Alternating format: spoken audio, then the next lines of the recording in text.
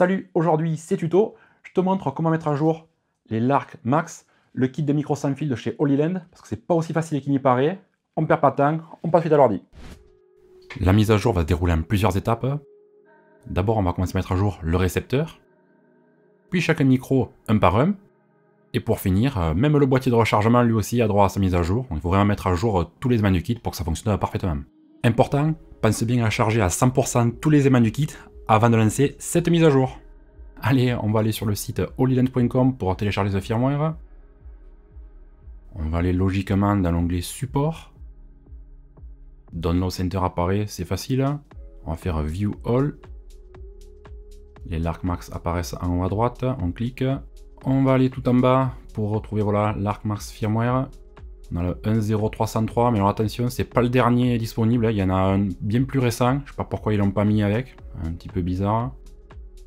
Donc là on va revenir en arrière, on va descendre cette page, on va aller à Product Support, Wireless Microphone, View More, et là on a les Lark Max qui sont ici à gauche.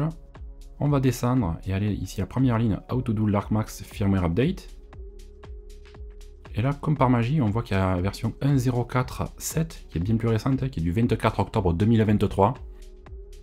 Et tu vois, le changelog est quand même assez succinct, qui va apporter donc une fonction de protection. Il faudra appuyer 2 fois sur les émetteurs, donc sur les micros, pour activer ou pas la fonction mute. Bon, c'est bien. On a un petit message d'avertissement de Holyland qui dit que mettre à jour un firmware, c'est pas anodin, voilà, c'est pas une opération à prendre à la légère, il faut faire très attention. Parce qu'avec une fausse manipulation, tu peux vite rendre ton matériel inopérant, et ça serait dommage. Donc tu vas voir, je vais bien t'expliquer pas à pas, ça va bien se passer. On peut télécharger maintenant le bon firmware, tu n'as plus qu'à cliquer, tu le retrouveras dans le dossier que tu as paramétré sur ton navigateur. Maintenant, tu peux dézipper le dossier comme il vient de télécharger sur le site de Holyland. À l'intérieur, il y a 3 fichiers. Je te dis un peu plus tard à quoi ils servent. On commence par la mise à jour du récepteur, on appuie sur la touche menu. On fait défiler, voilà, on va aller jusqu'au bout pour aller à System Settings. On continue de faire défiler. Voilà, on a Upgrade Mode, mais on va aller un peu plus loin parce qu'on est curieux, on veut savoir la version installée d'origine. Voilà, Version Info, on valide. Donc la version du firmware du récepteur est 1.0.303.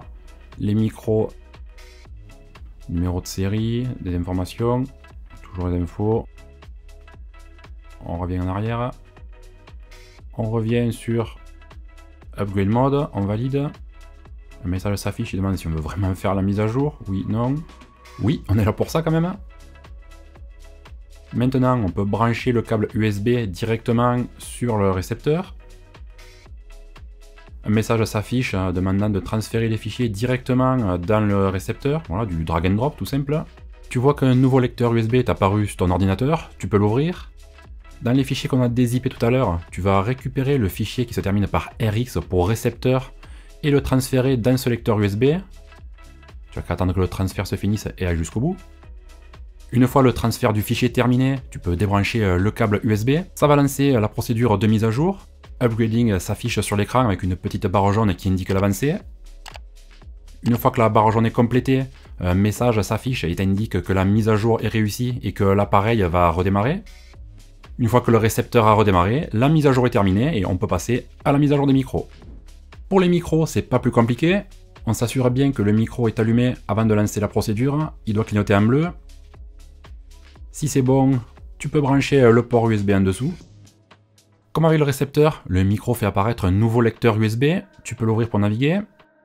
Récupère cette fois le fichier qui se termine par TX. Tu fais un drag and drop pour le mettre à l'intérieur. Quand le fichier est transféré, tu peux débrancher le câble USB que tu as branché sur le micro.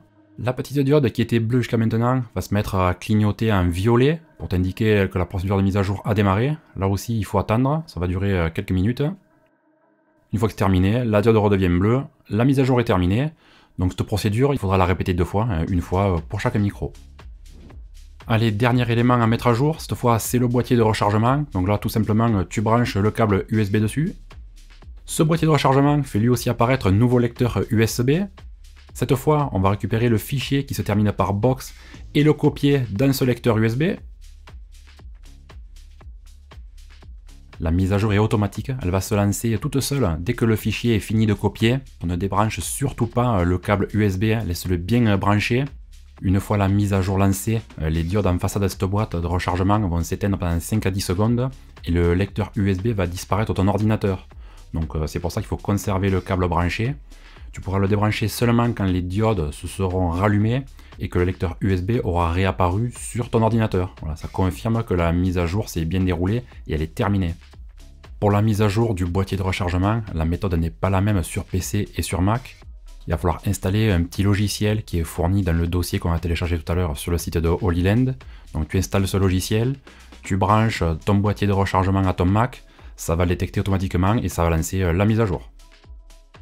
Pour terminer, on va vérifier que la mise à jour a bien été appliquée sur tous les appareils. Donc comme tout à l'heure, on va récupérer le récepteur. On va appuyer sur la touche menu pour naviguer. System Settings. Version Info.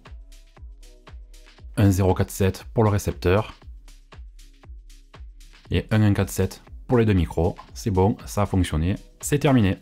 J'espère que ce petit tuto te sera utile si tu vas faire la mise à jour de ton kit de micro. S'il y a un point que j'ai passé trop rapidement ou que je n'ai pas abordé, n'hésite pas à laisser la question en commentaire, je réponds. Sinon, n'oublie pas de mettre un pouce en l'air, abonne-toi et active bien la petite cloche pour être prévenu de toutes mes nouvelles vidéos. Je te dis à bientôt et toujours à l'accent du Sud. Ciao.